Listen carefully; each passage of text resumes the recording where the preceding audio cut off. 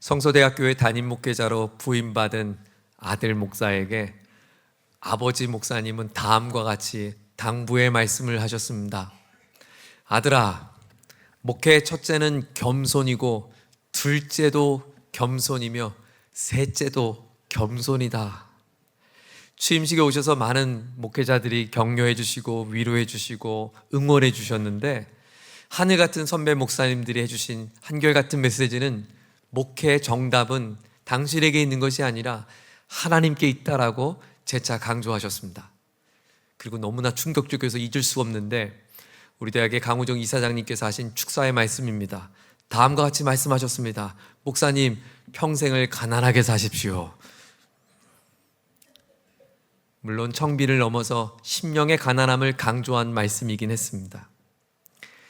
사실 담임 목회길을 처음 시작하는 젊은 담임 목사에게 마음속에 듣고 싶었었던 메시지는 이런 메시지였습니다. 아들아, 난 내 목회가 크게 성장하고 성공하리라고 믿어. 목사님의 목회 사역을 통해 성서대학교회가 더욱 발전하고 놀랍게 쓰임받기를 원합니다. 목사님의 메시지는 많은 사람들에게 감동을 주고 일깨우는 놀라운 영향력 있기를 원합니다. 안타깝게도 제게 그런 말씀을 해주시는 목회자가 한 분도 계시지 않았어요. 여러분은 이 땅을 살면서 어떤 메시지를 듣고 싶으십니까? 사업을 시작하신 분들에게는 우리의 사업장이 대박이 나서 행복한 외침, 행복한 비명을 지르고 싶습니다. 자신의 삶에 좋은 성과와 열매를 맺고 싶고 박수 받고 싶고 응원받고 싶습니다. 부족하게 살고 싶은 이가 누가 있겠어요? 내 인생의 혼인잔치에 포도주가 마르기를 원하는 사람이 누가 있겠어요? 저마다 꿈꾸는 그것이 과하다고 말할 사람도 누가 있겠어요? 그리고 하나님도 우리가 부족하게 사는 것을 그리 원치 않으실 텐데, 당연히 마음을 갖는 것이 당연할 것인데, 오늘 제게 들려주신 메시지는 그런 메시지가 아니었습니다. 그러나 사랑하는 여러분, 오늘 담임 목회길을 시작하는 젊은 목사에게 믿음의 대선배님 목사님들이 자신의 한평생 목회 사역을 걸어왔던 그들이 삶으로 경험하고 느꼈던 당신의 사역은 겸손해야 합니다. 이 메시지는 단순히 저에게만 적용할 수 있는 메시지는 아닙니다. 한평생 한 교회에서 40년이 넘도록 목회 여정을 이어가고 계신 저의 아버지가 제게 하신 이야기는 아들을 사랑하는 아버지를 넘어 한 교회 목회자로서 저에게 중요한 영적 원리를 제시한 것입니다. 그것은 이 땅을 살아가는 모든 그리스도인에게 적용하는 놀라운 하늘의 비밀입니다. 우리 모두가 흥해지고 싶습니다. 우리 모두가 높아지고 싶습니다. 우리 모두가 성공하고 싶습니다. 우리 모두가 아름다운 결실을 맺고 싶습니다. 그런데 그 모든 흥함과 놀라운 결실의 성공의 영적인 비밀은 바로 내가 높아진 것이 아니라는 것입니다. 오늘 우리가 봉독한 본문의 요한의 고백을 한번 들어보십시오. 30절 말씀을 다 함께 읽겠습니다. 30절입니다. 그는 흥하여야 하겠고 나는 쇠하여 하리라 하니라. 그는 흥하여야겠고 나는 쇠하여 하리라. 그는 흥하여야겠고 나는 쇠하리라. 우리의 시선은 흥함이 무엇이고 쇠함은 무엇인가? 나는 흥한 사람인가? 나는 쇠한 사람인가? 우린 늘 줄곧 거기에 시선을 꽂고 있는데, 오늘 요한의 강조점은 거기에 있지 않았습니다. 다시 한번 들어보십시오. 그는 흥하여야겠고 나는 쇠하리라. 요한의 강조점은 흥함과 쇠함이 아니었습니다. 요한의 강조점은 에케이논, 바로 거기에 있는 그가 흥하여야겠고 나는 쇠하리라. 바로 거기에 있는 그가, 지시대명사를 썼어요. 바로 거기에 있는 그가 흥하여야겠고 나는 쇠하리라. 요한의 강조점은 흥함과 쇠함이 아니라 무엇이, 누가입니다. 누가. 사랑하는 여러분, 이것은 놀라운 성경의 비밀입니다. 모두가 흥해지고 높아지고 싶은 우리에게 성경은 말씀합니다. 우리의 흥함과 우리의 성공의 인생의 비결은 내가 흥한 것이 아닌 내 안에 예수가 흥한 인생, 내 안에 예수가 높아진 삶을 사는 것이라고 말씀합니다. 예수님이 높아지는 삶을 꿈꾸십시오. 그러면 내 인생의 참된 성공이 시작될 것입니다. 예수님이 높아지면 어떤 일이 일어날까요? 예수님이 높아지면 오늘 나의 낮아진 삶이, 오늘 나의 없음의 삶이, 오늘 나의 부족한 삶이 자유로울 수 있습니다. 예수님이 높아지는 삶을 추구하면 내 곁에 있는 사람과 내가 비교되지 않을 수 있습니다. 오늘 예수님이 높아진 삶을 추구하면 오늘 내 형편이 어떠한지에 따라 내 행복이 좌지우지되지 않을 수 있습니다. 오늘 예수님이 높아지면 더 중요한 것은 타인의 시선으로부터 자유로울 뿐만 아니라 더 중요한 것은 주님이 나를 높여주실 것입니다. 내가 높아지는 인생이 아닌 주님이 높여지는 인생이 되기를 주의 이름으로 축원합니다. 내가 높아지기 위하여 아둥바둥 애쓰는 인생이 아니라 주님이 영광을 받으시고 주님이 우리의 삶에, 우리의 인생의 가치를 높여주시는 인생이 되기를 주의 이름으로 축원합니다. 질문해야죠. 예수님을 높이는 삶이란 어떤 삶일까요? 우리는 어떻게 하면 예수님을 높이는 삶을 살 수 있을까요? 주님이 높여주시는 인생을 살기 위해 우리는 무엇을 붙들어야 할까요? 여러분과 함께 두 가지를 살피고자 합니다. 첫째는 내가 하늘 아래 살아가는 존재임을 기억해야 합니다. 나의 인생이 하늘 아래 살아가는 인생이다. 오늘 본문의 이야기는 세례 요한의 제자들과 그리고 예수님을 따르는 수많은 무리들이 나누었던 대화의 이야기입니다. 오늘 본문 22절에 보면 예수님과 제자들이 요단강에서 세례를 베풀고 있었어요. 그런데 사실 한 장을 넘기면 4장 2절에 보면 더 정확하게는 예수님의 제자들이 예수님의 이름으로 세례를 베풀고 있었죠. 그런데 23절에 보면 바로 그 지역은 이미 세례 요한이 그의 제자들과 함께 세례를 베풀고 있는 터라고 설명합니다.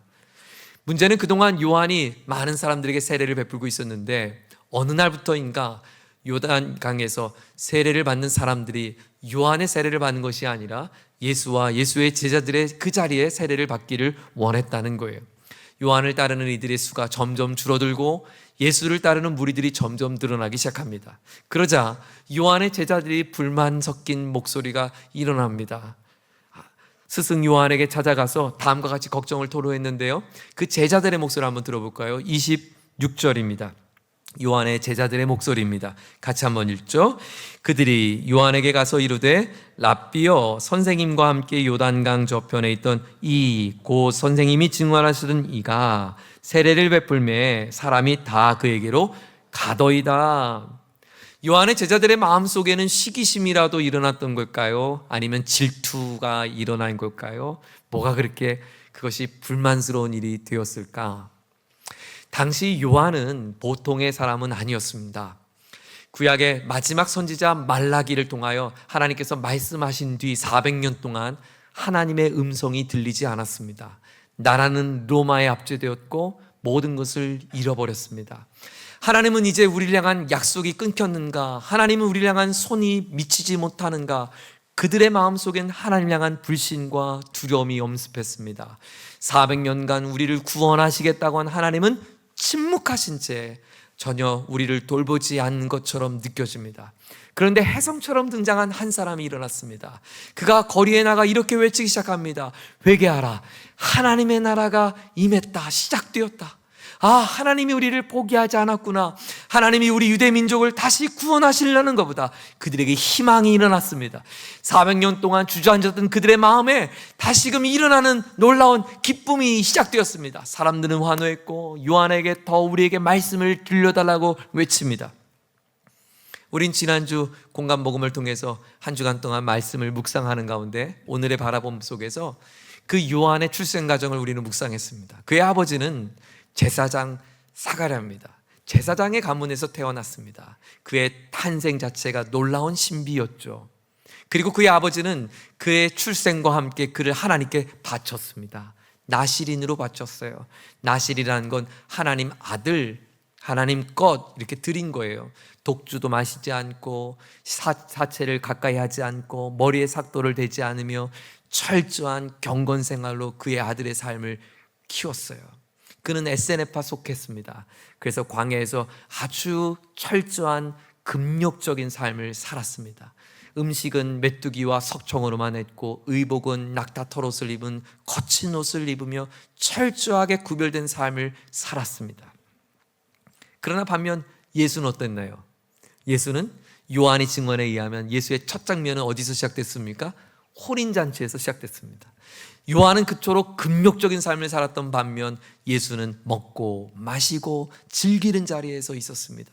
가난한 사람들, 요한은 늘 사람들의 경건한 삶을 살았다면 예수는 죄인들, 사람들에게 비방받는 사람들, 그들과 함께 거리에 나그네들과 함께 뒹굴며 먹고 마시며 살아가는 그 모습이 영 못마땅했던 거죠. 그런데 실제 사역의 열매는 요한이 아니라 예수께 있는 것입니다. 요한이 주목되어야 되고 요한을 통해 하나님의 역사가 이루어져야 되는데, 아니 저 보잘것없는 나사렛 청년 예수에게 사람들이 몰려가더니 이것은 도저히 받아들일 수 없는 그들의 불편함이었어요. 그때 요한은 제자들에게 다음과 같이 응수합니다. 27절 요한의 목소리도 들어보겠습니다. 27절 시작.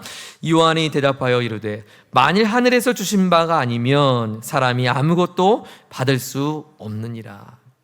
얘들아, 하나님이 주시지 않으면 받을 수 없는 거야. 하나님이 기회를 주지 않으면 그 기회를 얻을 수 없는 거고, 하나님이 허락하지 않으면 얻을 수 있는 게 아니야. 우리 모두는 하늘 아래 살아가는 존재야. 하나님이 보내신 사람이라고 생각했는데 그가 자신 스스로가 하나님 앞에 이렇게 아무것도 아닌 자라고 했던 그 스승의 목소리를 들었던 제자들은 아마 실망스러웠을 것입니다. 스승에게 뭔가 대꾸할 수 없는 제자들에게 요한은 계속해서 말을 이어갑니다. 하나의 예를 들었어요. 나는 말이야, 결혼식에 비유하자면 신부와 결혼하는 신랑이 아니라 그 신랑 곁에서 그를 축하해주는 손님 들러리에 불과해. 29절이에요. 29절 한번 읽어보죠.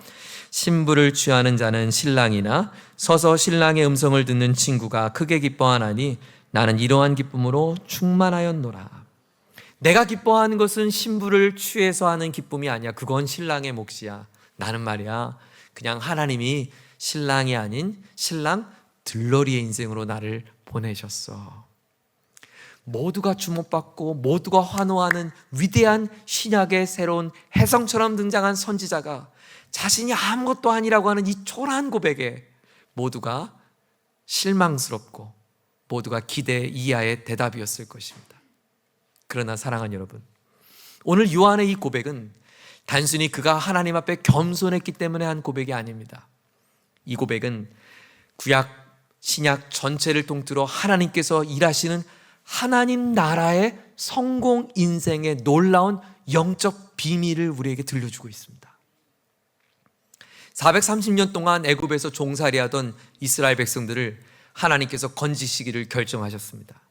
여러분이 하나님이라면 어떤 사람을 리더로 세울까요? 가장 리더십 있고 뛰어난 사람을 세우지 않겠어요? 그런데 하나님이 찾으신 사람은 그 애굽 사람을 살해한 살인자, 말도 어눌한, 그리고 광야에서 40년 동안 그저 양만 치고 있는 볼품없는 사람 모세라는 사람이었어요. 그의 출생조차도, 그의 살아가는 성장 배경조차도 무엇 하나 빼어날 것 없는 모세를 하나님이 부르십니다. 모세야, 내가 너로 하여금 이스라엘 민족의 애환과 눈물의 소리를 해결해주는 리더로 너를 세우기 원해. 모세가 말합니다. 스스로 한 거예요. 내가 할 수 있는 게 아닙니다. 차라리 아론을 통해서 일하시죠. 저는 제가 할 수 있는 게 아무것도 없습니다. 여러 차례 하나님 앞에 아론을 사용해달라고 거절을 하지만 하나님은 그 모세를 사용하셨어요. 하늘 아래 나는 하염없이 부족한 사람이다, 그렇게 고백했던 모세를 통해 하나님은 출애굽의 위대한 역사를 이루어 가십니다. 그리고 모세는 거기까지였어요. 가나안 땅을 밟아보지도 못한 채 저 산 중턱에서 그의 생애를 마치게 됩니다. 그리고 실제 가나안 땅에 들어간 것은 모세가 아니라 그의 놀라운 후계자였던 여호수아가 그 가나안 땅을 정복하고 정착하게 하죠. 하지만 이 출애굽한 모든 이스라엘의 위대한 역사는 바로 하늘 아래서 자신이 얼마나 초라한 자인지를 고백한 모세를 통한 하나님의 일하심이었습니다. 이스라엘 초대 왕은 사울이었습니다. 사울의 아들은 요나단입니다. 자연스럽게 왕위는 요나단에게 이어집니다. 요나단은 아버지의 칼을 쥐어줬고 아버지가 입혀준 갑옷을 입고 있습니다. 그는 자연스럽게 이스라엘의 왕위를 이어받을 수 있습니다. 그렇게 잘생기고 힘있는 아버지를 이어 그도 이스라엘 민족을 다스리고 치료할 수 있는 권한과 위치를 부여받았습니다. 하지만 요나단은 자신이 하늘 아래서 주어진 자신의 인생이 바로 하나님이 세우신 사람 다윗을 돕는 들러리라는 것을 그는 인정했습니다. 그는 다윗이 왕이 될 수 있도록 자신의 갑옷을 다윗에게 입히고 다윗에게 왕의 칼을 주며 그의 리더십을 이양했습니다. 그리고 하나님은 하늘 아래 자신의 보잘것없는 인생임을 인정했던 요나단의 아름다운 헌신과 섬김을 통하여 유대 땅에 더 이상 다시금 만나보기 어려운 위대한 왕조 다윗 왕조를 일으키는 하나님의 위대한 역사를 이루어가고 계셨습니다. 오늘 이 아침에도 우리가 함께 예배할 수 있는 것은 그 누군가가 이 땅에 조선 땅에 복음을 전해주기 때문입니다. 하나님의 복음이 전해지는 선교의 사역은 어떻게 시작되었을까요? 처음 복음이 전해진 교회 공동체는 예루살렘 교회입니다. 바로 직전 사도였죠. 베드로를 통하여 예수 그리스도의 수제자 베드로를 통하여 교회가 시작됐고 폭발적 부흥을 일으켰습니다. 그리고 그 부흥은 박해를 피해 이방 땅으로 넘어갔던 안디옥에서 다시 이방인들이 세워진 교회가 세워집니다. 그 이방인 교회, 바로 그 이방인 교회를 초대 담임했던 담임 목회자는 바나바 목회자입니다. 그러나 바나바는 하늘 아래 하나님께서 자신에게 주신 삶의 자리의 위치가 무엇인지 그는 알았습니다. 그는 저 광야에서 듣도 보도 못한 그저 무명의 한 사람을 데리고 옵니다. 그가 바로 바울입니다. 바울을 귀한 동역자로 그를 세웁니다. 우리식으로 말하면 제가 교육전사님을 모셨는데 그저 신학생에 불과한 전사님을 모셨는데 그에게 저의 담임 목회직을 이양한 것입니다.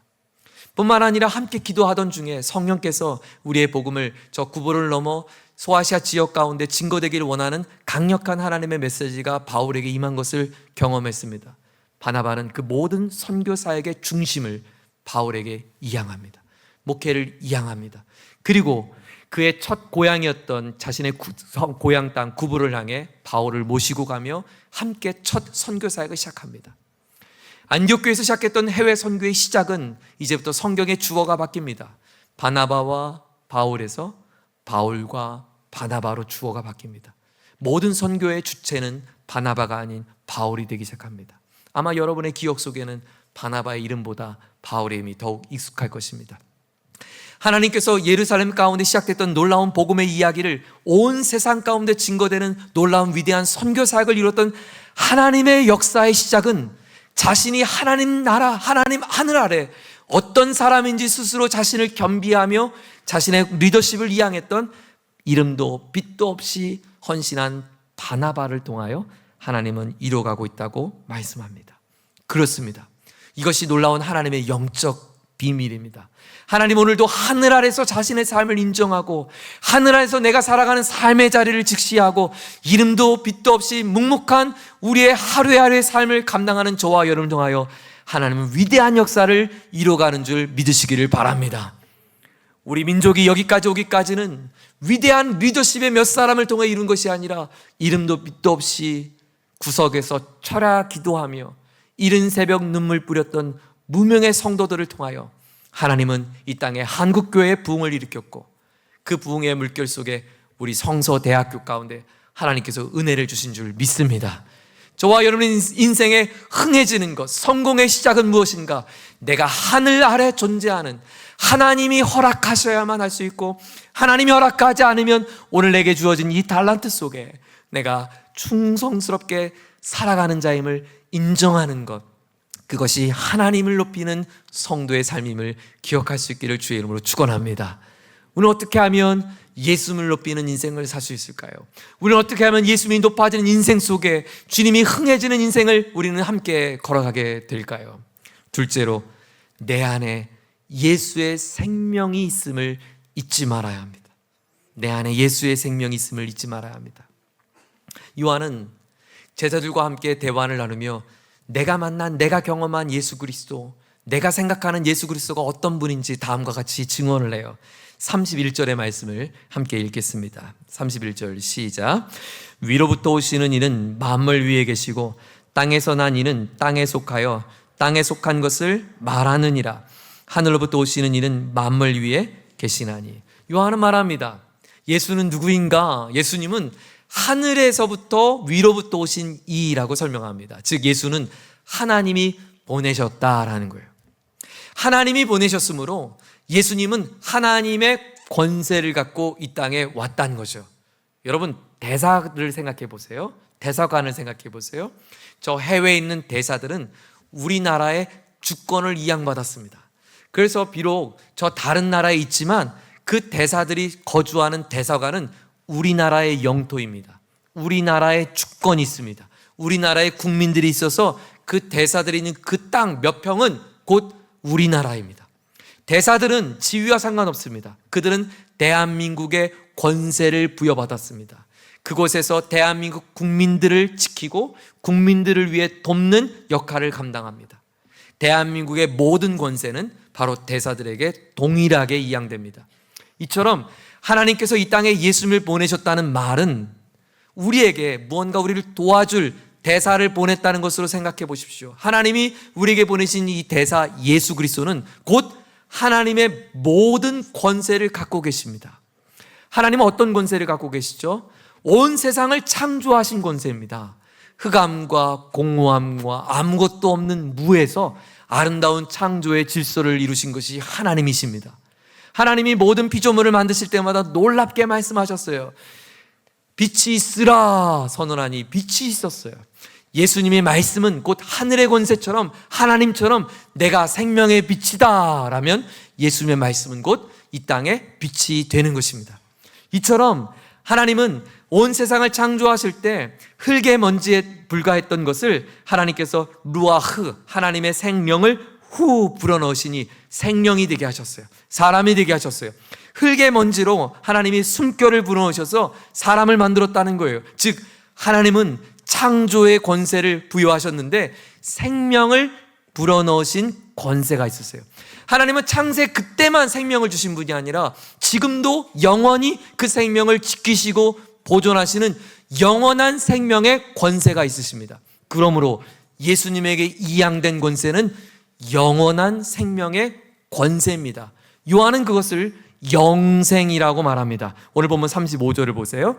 같이 읽겠습니다. 아버지께서 아들을 사랑하사 만물을 다 그의 손에 주셨으니. 자, 그랬어요. 36절입니다. 아들을 믿는 자에겐 뭐가 있다고요? 영생이 있고. 하나님이 갖고 계신 그 영원한 생명의 권세와 그 권한이 이제 누구에게 이양된 것입니까? 예수님께 있습니다. 사랑하는 여러분, 놀라운 굿뉴스가 여기 있습니다. 예수님을 믿으십니까? 예수님이 나의 구원자가 되시고 나의 주인 되심을 믿습니까? 여러분은 영생의 권한을 갖고 계신 예수님을 소유하게 됐습니다. 그러므로 내 안에는 하늘의 권세, 영생의 권세, 예수의 권세가 주어진 줄 믿으시길 바랍니다. 나에게는 예수님의 권세가 주어졌어요. 사람들은 누가 더 높은 사람인가, 누가 더 많이 가진 사람인가, 누가 더 힘을 가졌는가를 바라보며 인생을 저울질하고 판가름합니다. 그리고 그 라인에 줄을 서게 합니다. 그래서 우린 끊임없이 더 높은 라인에 줄을 서려고 애쓰며 사는 거죠. 근데 여러분 생각해 보세요. 내가 좋은 아파트에 이사를 갔어요. 새 아파트에 갔어요. 그동안 좁았는데 화장실도 깨끗하고 평수도 넓은 집에, 이제 꿈에 그리던 집에 이사를 갔습니다. 그런데 이사 간 우리 집에 가족이 늘 다퉈요. 아이들은 늘 어려운 마음으로 대하고, 부모는 늘 근심 속에 있고. 아니, 집은 너무 좋은데 우리의 가족이 화목하지가 않아요. 매일 싸우고 매일 근심 있고 매일 슬퍼요. 여러분, 그 집에 사는 것이 무슨 의미가 있겠어요? 내 인생이 아무리 고층의 높은 빌딩을 세운들, 내가 높은 빌딩의 자리에 선들, 그것이 내 인생인들, 내 안에 생명이 깃들지 않고, 내 안에 예수님의 생기가 없고, 내 안에 활력이 없고, 내 안에 소망이 없고, 내 안에 절망이 가득하면 그것이 무슨 성공한 인생이 되겠냐는 거예요. 그러면 오늘 저와 여러분이 내가 흥한가, 내가 쇠한가, 거기에 인생의 저울질하지 말고 내 안에 예수의 생명이 흥한가, 내 안에 예수의 가치가 흥한가, 내 안에 예수의 이름이 흥한가. 아멘 하세요. 내 안에 예수님의 이름이 높아지고 있는가, 내 안에 예수의 영광이 나타나는가, 거기에 우리 인생의 행복이 있는 줄 믿습니다. 올겨울은 유난히 추웠어요. 혹독한 겨울이었고, 이렇게 날이 추울 수 있나 싶고 입춘이 왔는데 입이 돌아가게 생겼어요.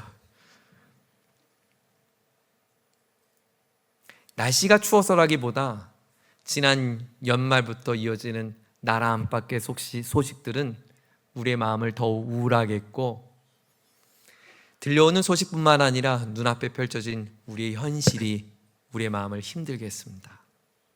얼마 전 한 프로그램에서 우리 가장들에 대한 이야기를 나눴는데, 60세 정년이 지켜질 것만 같았던 나의 삶의 평균 은퇴 나이가 49세라고 합니다.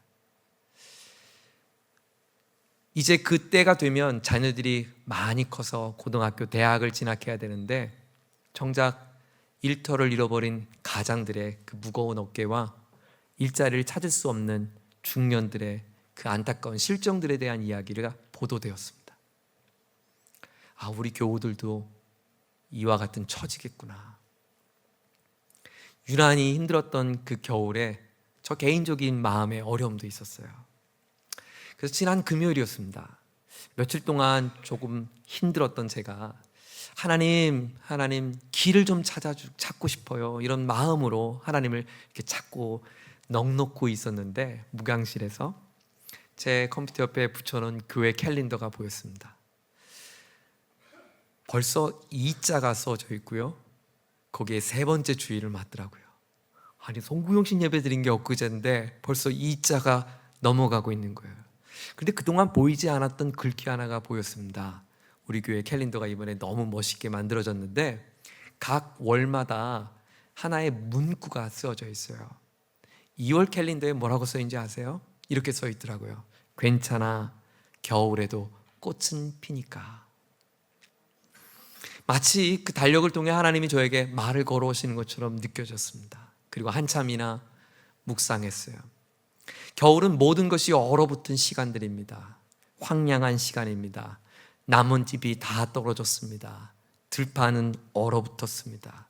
생명보다는 죽음에 가깝습니다. 하지만 이런 혹독한 겨울에도 꽃이 피고 있다니, 꽃이 피고 있다니, 이 차가운 눈 속을 뚫는 꽃이 있다는 거예요. 얼어붙은 대지에 올라오는 꽃이 있다는 거예요. 그래서 제가 찾아봤어요. 우리나라의 대표적인 겨울꽃, 요즘 다 알려주더라고요. 동백꽃이 있더라고요. 아, 조금 있으면, 그렇지, 나뭇가지에서 환하게 피어오르는 동백꽃이 있었지. 그 추운 바람과 매서운 바람을 이겨내며 기어이 꽃망울을 터뜨린 동백꽃이 있었지. 겨울을 마치 스스로 내가 얼마나 잘 이겼냐는 듯 뽐내듯 자신의 존재를 증명하는 그 동백꽃이 보였습니다. 그리고 또 다른 꽃은 수선화였습니다. 수선화는 노란 꽃인데 대지에서 피어나는 꽃입니다. 아니, 이 얼어붙은 딱딱한 땅에서 어떻게 저 부드러운 순이 솟아날 수 있지? 저 한번 호흡 불면 떨어질 것 같은 그 꽃잎이 어떻게 이 딱딱한 땅을 뚫고 들어온 거지? 혹독한 현실을 뚫고 이 얼어붙은 대지를 뚫고 올라온 이 수선화는 그래서 봄의 전령이라고 하는 별명이 있다고 하더라고요. 겨울꽃들이 차가운 눈 속에서 얼어붙은 땅에서 묵묵히 피어나올 수 있는 그 이야기를 제가 묵상하면서 하나님 저에게 이렇게 말을 걸어온 것 같았어요. 혹독한 시련의 겨울 속에서 꽃이 어떻게 피어나는지 알아? 그것은 동백나무의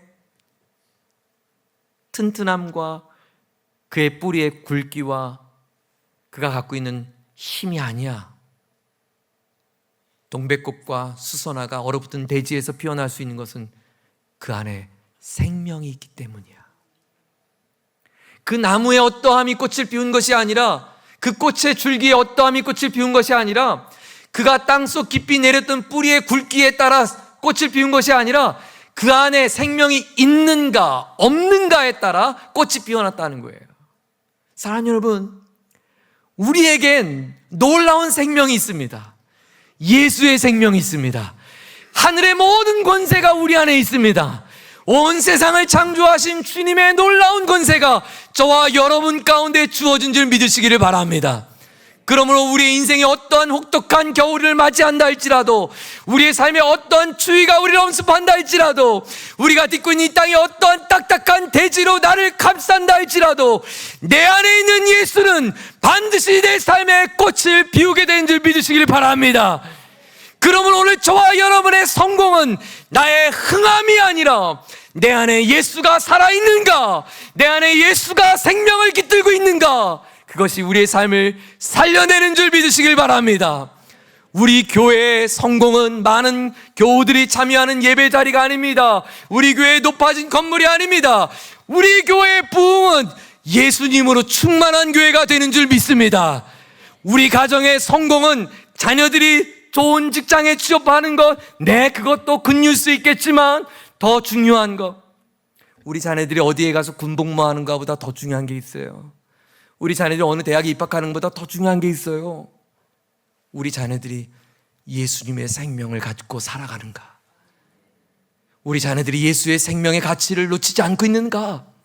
그러면 그가 아무리 전방에서 힘들어진 혹독한 시련의 겨울 같은 군복무를 할지라도 주님이 동행하시는 꽃피는 인생이 되는 줄 믿습니다. 아무리 화려한 인생의 높은 고층 빌딩에 산다 해도 당신의 인생에 예수가 없다면 당신은 지금 죽고 있습니다. 그러므로 우리 인생의 가장 소중한 가치는 무엇이 흥한가? 에케이논, 바로 거기 있는 그가, 그 십자가가, 나를 위해 구원하신 그 십자가의 예수가 하나님 나의 삶에 높임받게 하여 주시옵소서. 우리 사역에 높임받게 하여 주시옵소서. 우리 인생에 높임받게 하여 주시옵소서. 예수로 흥한 인생이 될지어다. 예수로 흥한 인생이 될지어다. 매일 선포하기를 주의 이름으로 축원합니다. 아침에 눈을 뜨면 거울을 보며 외치십시오. 당신은, 너는, 나는 예수로 흥할지어다. 예수로 흥할지어다. 예수로 흥한 인생, 우리 모두의 인생이 될 줄 믿습니다. 모두의 자리 함께 일어나겠습니다.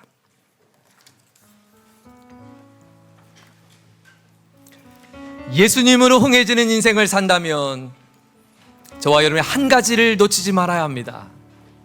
그것은 내가 예수님 안에 거하는가, 예수님이 내 안에 있는가.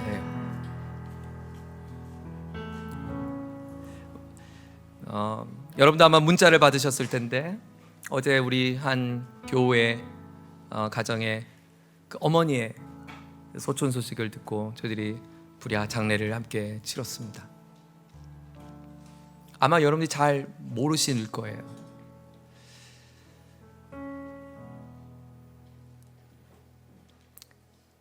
그렇게 쓸쓸한 장례식이 또 있을까요? 그렇게 외로웠던 장례식이 또 있을까요? 제 평생에 가장 초라하고 가장 외로운 장례식이었습니다. 그는 어머니와 단 둘이 살고 있었습니다. 이제 어머니를 여의고 가족도 의지할 형제가 없는 분이십니다. 금요일날 금요기도를 시작하기에 앞서 전화가 왔어요. 어머니의 소촌 소식이었는데 그분이 저에게 이렇게 말하는 거예요. 목사님 바쁘시고 교회에게 부담드리고 싶지 않아서 말씀을 드리려 하는 게 좀 주저했는데 그래도 같이 마음을 나누는 게 좋을 것 같아서 전화를 드렸다고. 무슨 말씀이세요? 당연히 전화를 주셔야죠. 운구를 함께 할 가족이 아무도 없습니다. 손님이 아무도 없을 것 같다. 장례는 이틀만 치르려고 합니다. 근데 혹시 교회에서 어머니를 옮겨줄 수 있는 분이 계실까요? 우리 전사님 통해서 전도의 소식을 전해드리니 5분 만에 우리 형제님들이 달려오셨어요. 그리고 어제 함께 같이 기도해주고 같이 울어주며 같이 위로의 자리를 가졌어요. 제가 그 형제에게 이렇게 말했어요. 형제님, 가족들은요, 친지들은요, 1년에 한 번 얼굴 볼까 말까예요. 근데 우린 매주 보잖아요. 우리가 가족이에요. 믿음의 식구예요. 당신 혼자 아니에요. 여기 보세요. 당신 곁에 함께 손잡아주는 형제들이 있잖아요. 여러분, 어떠한 상황에도 어떠한 처지에도 여러분 혼자라고 여기지 마십시오. 오늘 교회가 있고 더 중요한 건 우리 주님이 계십니다. 여러분, 어떠한 혹독한 시련 속에서도 스스로 자신의 삶을 끊으려 하거나 포기하려 하지 마십시오. 당신 안에는 영원히 죽지 않을 생명이 있습니다. 예수의 생명이 우리의 삶에 얼어붙은 대지에 다시 꽃을 피우게 할 수 있습니다. 기억하세요. 내가 꽃을 피우는 게 아니에요. 내가 더 좋은 나무가 될 필요 없어요. 내가 더 뛰어난 인생을 살 필요 없어요.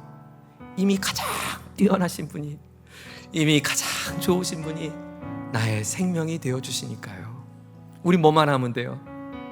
주님 곁에 붙어 있으면 돼요. 어떻게 하면 된다고요? 붙어 있어야 돼요. 따라다니는 정도가 아니라 붙어 살아야 돼요. 오늘 이 찬양 주님 앞에 드릴 때 제가 주님 안에 거하겠습니다. 주님, 우리와 함께 해주십시오. 내가 너를 지명하여 불렀나니 너는 내 것이라 말씀하신 주의 음성이 여러분 마음에 아멘으로 고백되기를 원합니다. 함께 찬양하죠. 나의 안에 거하라. 나의 안에 거하라. 나는 내 하나님이니 모든 환난 가운데 너를 지키는 자라. 두려워하지 말라. 내가 널 도와주리니. 놀라지 말라. 내 손 잡아주리라. 나의 안에 거하라. 나의 안에 거하라. 나는 내 주님이 여러분의 하나님이십니다. 모든 환난 가운데 너를 지키는 자라. 두려워하지 말라. 내가 널 도와주리니. 놀라지 말라. 내 손 잡아주리라. 아멘. 내가 너를 지명하여 불렀나니 너는 내 것이라. 내 것이라. 너의 하나님이라. 내가 너를 보배롭고 존귀하게 여기노라. 너를 사랑하는 내 영. 내가 너를 지명하여 불렀나니. 내가 너를 지명하여 불렀나니 너는 내 것이라. 내 것이라. 너의 하나님이라. 내가 너를 보배롭고 존귀하게 여기노라. 너를 사랑하는 내 여호. 우리 괜찮다면 옆에 분 손을 잡고 내가 너를 지명하여. 내가 너를 지명하여 당신은 주님의 것입니다. 당신은 주님의 소중한 사람입니다. 당신은 하나님이 포기하지 않으십니다. 당신은 가장 보배로운 자입니다. 내가 너를 보배롭고 존귀하게 여기노라. 너를 사랑하는 내 여호와라. 하나님은 우리를 사랑하시는 여호와이십니다. 같이 한번 마음에 손을 얹고 기도하기 원합니다. 하나님, 내 얼어붙은 대지에도 꽃이 피어날 수 있음을 말씀해 주시니 감사합니다. 하나님, 내 인생의 겨울에도 내 안에 계신 예수의 생명이 꽃을 피우게 할 줄 믿습니다. 예수님, 나를 통하여 꽃을 피우시고 영광이 되어 주시옵소서. 나의 자리는 초라한 마국간이지만 그 자리에 주께서 임재하시면 그것은 주의 탄생하신 영광스러운 탄생의 터전이 될 수 있었던 것처럼 마구간 같은 나의 인생 가운데 주님 좌정하여 주셔서 영광을 발하여 주시옵소서. 우리 가정의 영광이 되어 주시옵소서. 우리 사업장의 주의 영광이 되게 하여 주시옵소서. 우리 교회의 주여 영광이 되어 주시옵소서. 이 조국 가운데 하나님 홀로 영광을 받아 주시옵소서. 우리 주여 세 번 부르짖고 함께 합심하여 기도하겠습니다. 주여 주여 주여. 하나님 아버지 감사합니다. 우리의 삶에 무엇이 붙들어져야 될지, 하나님 어떤 인생이 가장 흥한 인생인지 말씀하여 주시니 감사합니다. 그렇습니다. 예수의 생명이 깃드는 인생, 예수의 아름다운 이름이 높여진 인생이 생명의 인생이요 복된 인생인 줄 믿습니다. 예수 안에 영생이 있습니다. 예수의 영생이 내 안에 있습니다. 내 안에 예수님이 주님이 되어주셨습니다. 나는 겨울이어도 꽃을 피울 수 있습니다. 차가운 눈 속에도 얼어붙은 땅에도 피어나는 꽃이 될 수 있습니다. 생명의 꽃, 아름다운 꽃, 소망의 꽃, 믿음의 꽃, 사랑의 꽃이 피어나게 하여 주시옵소서. 은혜 위에 은혜의 꽃이 피어나게 하여 주시옵소서. 찬란한 주의 이름의 영광의 꽃이 피어나게 하여 주시옵소서. 어떤 얼어붙은 대지에도 겸손히 피어나는 아름다운 꽃망울이 우리의 곳곳마다 삶의 자리에 피어나게 하여 주시옵소서. 하나님 아버지 감사합니다. 얼어붙은 우리의 인생에 꽃이 피어나는 소망을 들려주니 감사합니다. 예수의 영원한 생명이 내 안에 있습니다. 나는 예수님의 꽃을 피우게 될 것입니다. 소망의 꽃이 피어나게 될 것입니다. 믿음의 꽃이 피어나게 될 것입니다. 용기의 꽃이 피어나게 될 것입니다. 소망의 꽃이 피어나게 될 것입니다. 하나님, 눈앞은 나뭇잎이 떨어졌고 내 삶엔 들판은 황량해졌고 온기는 사라진 것 같은 삶에 처한 자리지만 잊지 않게 하옵소서. 내 안에 예수의 생명이 있다는 것, 내 안에 살아있는 움직이는 예수님이 있다는 것. 네, 주님, 날마다 예수 안에 거하겠습니다. 예수님이 내 안에 있음을 믿겠습니다. 예수님이 나를 보배롭고 존귀하게 여기는 하나님의 사랑의 메신저로 내게 오심을 믿습니다. 나를 사랑하시는 여호와 하나님, 내게 예수님을 보내신 여호와 하나님, 삼위 하나님, 우리를 통하여 영광이 되어 주시옵소서. 하나님, 고층 빌딩에 내가 거주하는 것보다 더 중요한 것은 하나님의 찬란한 영광이 드러나는 나의 인생이 되는 것입니다. 우리 자녀들이 더 넓은 길, 편안한 길을 걸어가는 그것을 꿈꾸는 부모가 아니라 예수님과 함께 그 길이 어떠하든 생명의 길을 걷는 자녀들이 될 수 있도록 기도하게 하여 주옵소서. 우리의 사업장에 찬란한 대로가 열리는 것보다 우리의 사업장을 끝까지 사랑하시는 주의 생명이 깃드는 사업장이 되게 해주시옵소서. 하나님, 우리 교회를 새로운 비전을 주시니 감사합니다. 삼위 하나님이 높임 받으시고 그 하나님을 사랑하는 온 교우들의 사랑이 모아지며 하나님 예수님의 이름만 존귀케 되는 몸된 교회가 되게 하여 주시옵소서. 이번 주 화요일 진행되어지는 학위 수요식 가운데 하나님, 우리 대학을 통해 배출되는 수많은 미랄들이 곳곳마다 예수의 이름을 증거하는 전도자들이 되게 해주시옵소서. 이를 위해 수고하고 애쓰는 우리 많은 교수님들과 직원들, 그 가족들이 우리 교회 구성원 가운데 있습니다. 외로운 길을 걷고 있는 저들에게 용기를 주시고, 또 하나 우리 교회가 계속해서 이 땅 위에 하나님의 복음 전도자들이 세워져 가고, 또 지역 교회를 섬기는 목회자들이 그까지 완수할 수 있는 일에 우리가 마음을 쏟으며 사랑을 쏟는, 생명을 심는 하나님의 몸된 교회가 되게 해 주옵소서. 일 위에 헌신하는 우리의 동역자들을 보내주시고, 자신의 소중한 것을 주님께 깨뜨려 향유가 주님 앞에 머리부터 발끝까지 주님을 덮으며 그 향기를 발할 수 있는 하나님의 주인공들이 일어날 수 있도록 우리 공동체를 축복하여 주시옵소서.